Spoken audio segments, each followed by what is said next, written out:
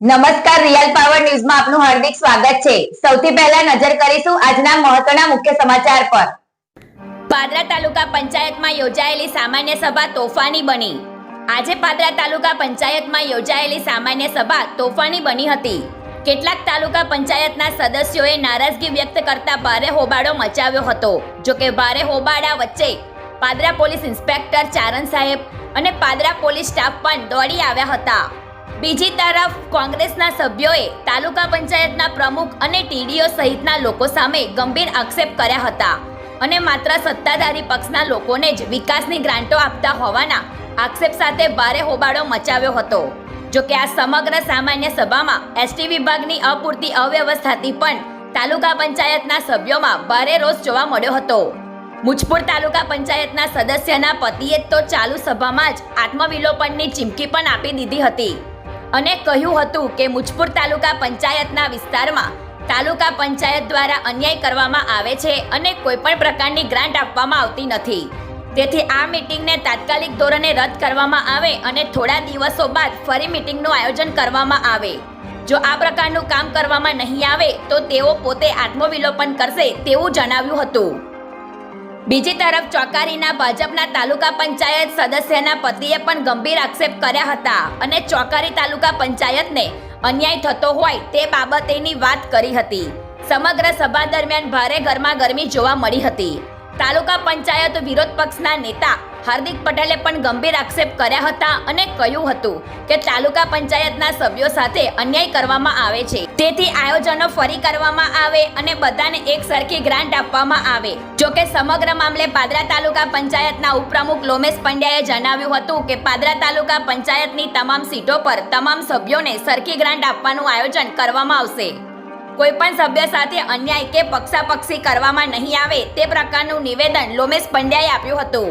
પ્રકાશ પટેલનો report, real power news, Padra. આજે પાદરા તાલુકા પંચાયતમાં સામાન્ય સભા હોવા કારણે આજે અમે આજરોજ પાદરા મુકામે આવ્યા હતા, પાદરા કચેરીએ, તાલુકા કચેરીએ। એમાં 21, 22, 23, 24 નાના પદની 20%ની ગ્રાન્ટ આજે પ્રમુખ, ઉપપ્રમુખ અને એમના બીજા જે 2-3 સભ્યો છે તાલુકાના, એમની ગામમાં જ બધી ગ્રાન્ટો ફાળવી દીધી। આજે 26 તાલુકા પંચાયતમાં જે ગામોમાં પૈસા ગ્રાન્ટ નથી આવતી એવા ગામોમાં વંચિત રાખ્યા અને એમને પોતપોતાની રીતે આ ગ્રાન્ટનો વેપલો કર્યો હોય ને એવું મને લાગે છે। તાલુકા વિકાસ અધિકારી અને આ બધાએ પોતપોતાની રીતે આયોજન કર્યું છે। આમાં નથી કોઈને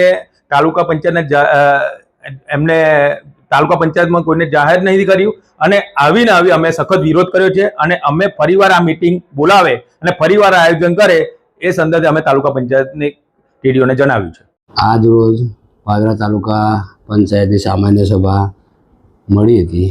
એમાં થોડુંક અમારા મિત્રોને ખટરાગ થોડોક થયો હતો ગ્રાન્ટ બાબતે, પણ કોંગ્રેસનું હોય કે ભાજપના હોય, પણ મન દુઃખ થયું હતું। એનું મન દુઃખ અમે સમાધાન કરી અને એક વચ્ચેનો રસ્તો કાઢી અને દરેકને મન ઉત્સાહ કરી અને કાર્ય અમારું પૂરું કર્યું। કોંગ્રેસના આક્ષેપ છે કે માત્ર ભાજપ તરફ જ ગ્રાન્ટ ગઈ છે।